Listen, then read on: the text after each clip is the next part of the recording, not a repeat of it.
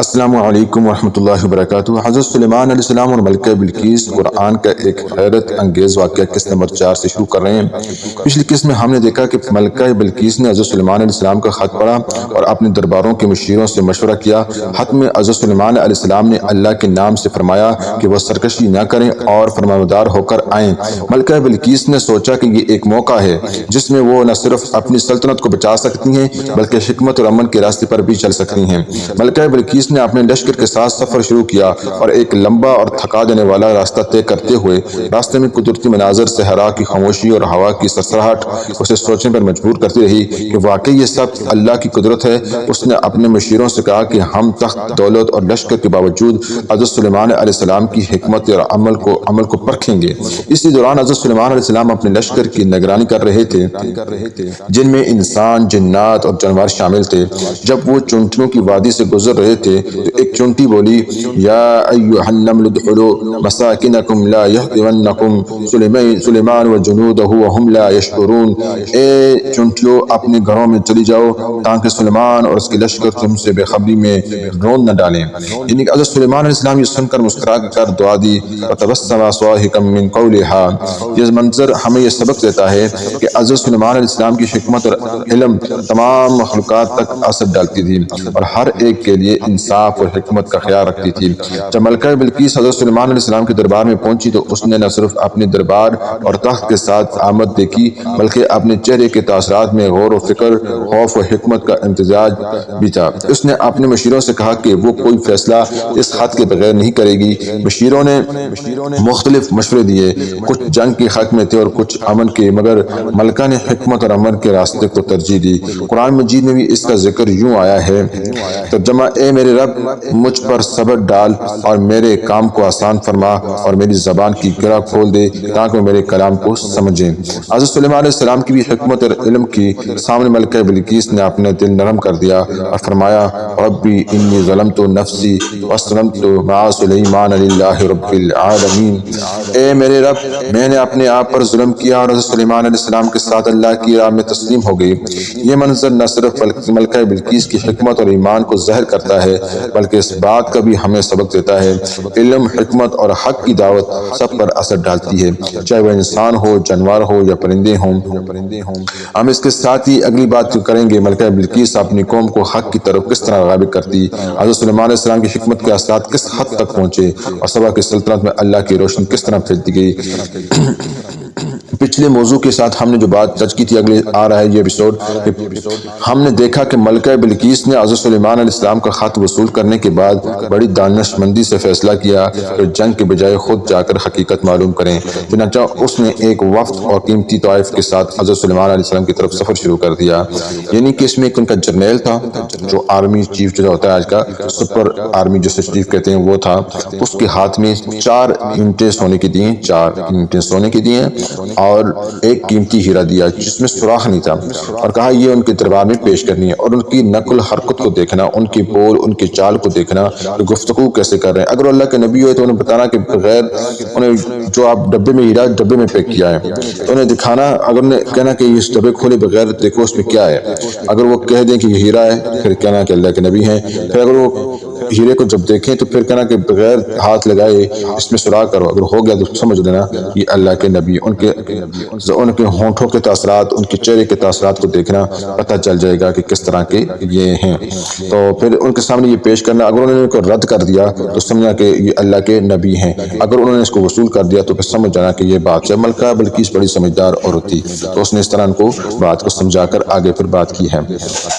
ہمارے اپنی بات کی طرف پھر ملکہ بلقیس تھی، انہوں نے پھر اس منظر کو اپنے وفد کے ساتھ بھیجا کہ 500 جو ان کے غلام تھے ان کے ساتھ بھیجا، لیکن حضرت سلیمان علیہ السلام کی طرف اللہ تعالیٰ نے وہی بتا کے وہی دیکھ بھیج کر ان کو بتا دیا تھا کہ وہ لشکر آ رہا ہے یہ چیزیں لے کر۔ پھر حضرت سلیمان علیہ السلام نے ایک میدان لگایا، میدان میں پھر اس نے جتنے بھی انہوں نے پھر جتنا فرش تھا وہاں پر لوگ کھڑے کیے ہوئے تھے وہاں پر سارا کا سارا سونے کی اینٹیں لگا دی۔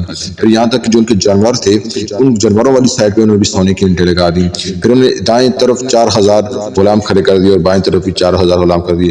غلاموں کی جو آگے اولادیں تھی ان کو ان کے ساتھ کھڑا کر دیا ہے دونوں طرف. جب وہ لشکر آیا تو وہ دیکھ کر تنگ سا رہ گیا کہ یہ کیا ماجرا ہے کہ ہم نے اس طرح تو سوچا بھی نہیں. جب وہ شرمندہ سے ہو گیا اپنا منہ لے بیٹھ کے, انہوں نے جو 4 اینٹیں تھیں ان کا جہاں تو دیکھا کہ گوبر جو جانور گوبر کر رہے ہیں وہ اینٹوں کے اوپر جا کے لگ رہے سونے کی, تو انہوں نے اپنی 4 اینٹیں جو لی ہوئی تھیں انہوں نے کو شرمندگی کے ساتھ ادھر ہی پھینک دیا. پھر ہیرا تھا وہ لے کے آگے چل رہے تھے. جب آگے ان کے فرش پر پہنچے جہاں سلیمان علیہ السلام تخت پہ بیٹھے ہوئے تھے تو وہ وہاں پر جو چل رہے تھے لوگ, وہ ہیرے جو تھے اتنے قیمتی ہیرے کہ وہ ان کے پاؤں سے ٹکر کے ایک دوسرے کے ساتھ لگ رہے تھے. وہ ہیرے دیکھ کے بھی پریشان ہو گئے. پھر انہوں نے شرمندگی کے ساتھ آگے انہوں نے حاضری دی. تو میں یہ آگے سے شارٹ کر دیتا ہوں. تو جب حضرت سلیمان علیہ السلام کو معلوم ہوا کہ ملکہ بلقیس اپنے درباریوں کے ساتھ ان کی طرف آ رہی ہے تو انہوں نے اپنے دربار میں موجود جنات, انسانوں, اہل علم کو جمع کیا. اس موقع پر انہوں نے ایک ایسا سوال کیا جس نے سب کو حیران کر دیا. قرآن مجید بھی اس منظر کو یوں بیان کرتا ہے. ترجمہ انہوں نے فرمایا, اے درباریوں, تم میں سے کون ہے جو اس کا تخت میرے پاس لے آئے اس سے پہلے کہ وہ لوگ فرمانبردار ہو کر میرے پاس پہنچیں.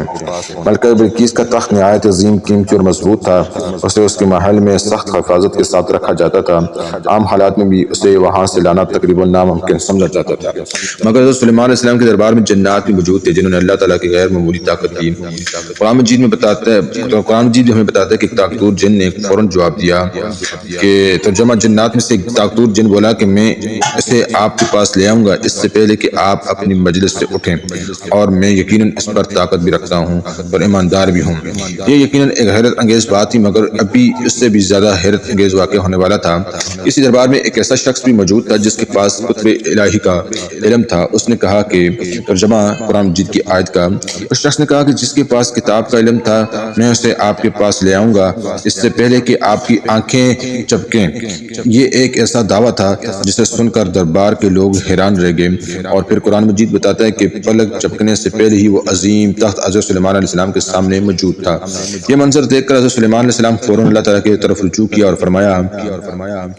ترجمہ قرآن مجید کہتے ہیں, یہ میرے رب کی فضل میں سے ہے تاکہ وہ مجھے آزمائے کہ میں شکر کرتا ہوں یا ناشکری. یہ حضرت سلیمان علیہ السلام کی عظمت اور عاجزی کی علامت تھی.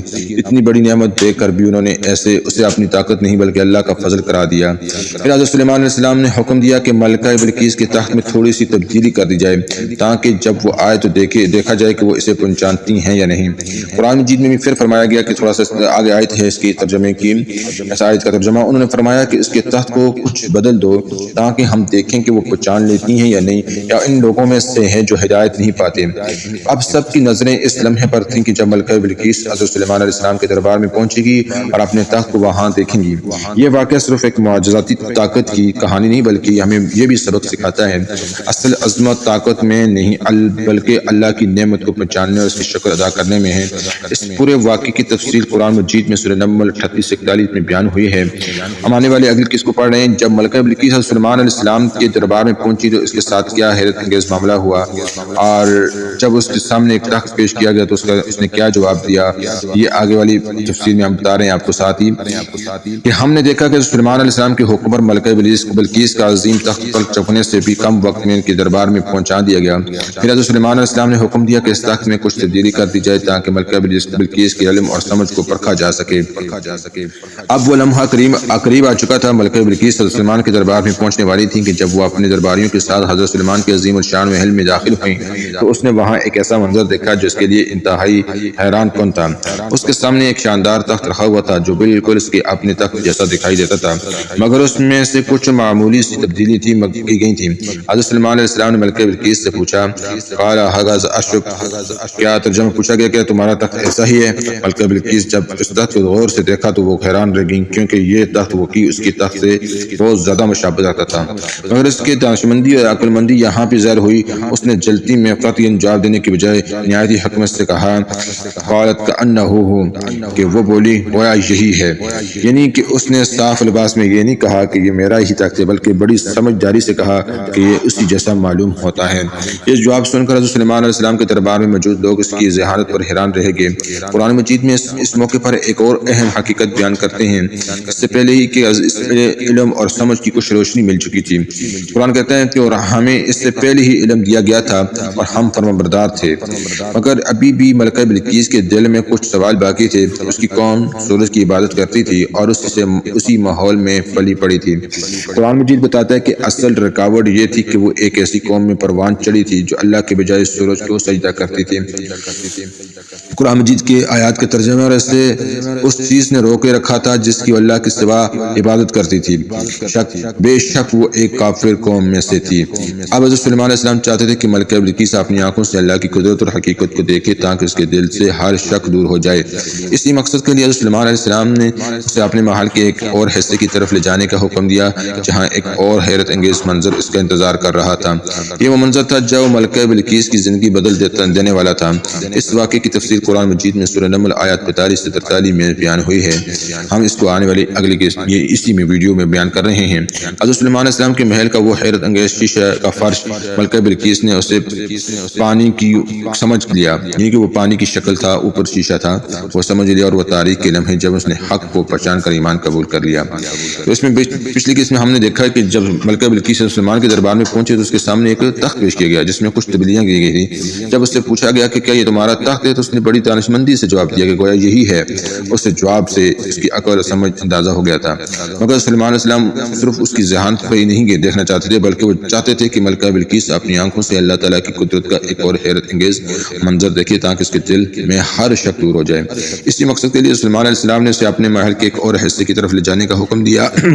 قرآن مجید میں اس منظر کو یوں بیان کرتا ہے، ترجمہ اس سے کہا گیا کہ محل کے صحن میں داخل ہو جاؤ۔ یہ صحن دراصل حضرت سلیمان علیہ السلام کے محل کا ایک حیرت انگیز حصہ تھا۔ اس کا فرش شیشے کا بنا ہوا تھا اور اس کے نیچے صاف پانی بہہ رہا تھا جس میں مچھلیاں تیرتی نظر آتی تھیں۔ جب ملکہ بلقیس نے اسے شفاف فرش کو دیکھا تو اسے یوں محسوس ہوا جیسے سامنے پانی ہی پانی ہے۔ قرآن مجید میں اس کیفیت کو یوں بیان کرتا ہے، ترجمہ جب اس نے اسے دیکھا تو اسے گہرا پانی سمجھا، اسی حال سے اس نے اپنے کپڑوں کو تھوڑا سا اوپر اٹھایا تاکہ پانی میں قدم رکھتے ہوئے اس کے کپڑے بھیگ نہ جائیں۔ قرآن مجید میں فرمایا گیا، ترجمہ اور اس نے اپنی پنڈلیاں کھول لیں۔ یہ دیکھ کر سلیمان علیہ السلام نے فوراً اسے حقیقت بتائی کہ یہ پانی نہیں بلکہ شیشے کا بنا ہوا فرش ہے۔ قرآن مجید میں ہے، انہوں نے فرمایا یہ تو شیشے کا ہموار فرش ہے۔ یہ منظر دیکھ کر ملکہ بلقیس حیرت میں ڈوب گئی۔ اس نے سمجھ لیا کہ یہ عام بادشاہ نہیں بلکہ اللہ تعالیٰ کی طرف سے عطا کردہ ایک غیر معمولی سلطنت ہے۔ اب اس کے دل میں حق کی روشنی واضح ہونے لگی تھی۔ اسے احساس ہو گیا تھا کہ جس طاقت کے سامنے وہ کھڑی ہیں وہ صرف دنیاوی طاقت نہیں بلکہ اللہ تعالیٰ کی عطا کردہ نعمت اور سچائی کی علامت ہے۔ یہی وہ لمحہ تھا جب اس کے دل میں ایک بڑی تبدیلی پیدا ہونے والی تھی۔ اس واقعے کی تفسیر قرآن مجید میں یوں ہے کہ وہ تاریخ لمحہ جب ملکہ بلقیس نے حق کو پہچان لیا، اس نے اللہ تعالیٰ کے سامنے کیا الفاظ کہے اور کس طرح اس نے اپنی جو ہے نا پچھلی غلطیوں کا اعتراف کیا۔ اگر آپ اس ایمان فروز سیریز کو مکمل پڑھنا چاہتے ہیں یا اس کی ویڈیو سننا چاہتے ہیں، دیکھنا چاہتے ہیں تو اگلی قسط میں اس کے اوپر یوٹیوب کو آپ سبسکرائب کر دیں، لائک کر دیں، انشاءاللہ آپ کو جلدی اس کا نوٹیفیکیشن مل جائے گا۔ اور اس ویڈیو کو اگر اچھی لگی ہے تو ضرور اس کو آگے شیئر کریں، اور کہتے ہیں نا کہ ہر سچی بات پھیلانا صدقہ ہوتی ہے۔ جزاکم اللہ خیر۔ انشاءاللہ آپ کے لیے اس سے بھی اچھی کوشش کریں گے کہ اچھے واقعات آپ کے سامنے پیش کریں۔ جزاکم اللہ۔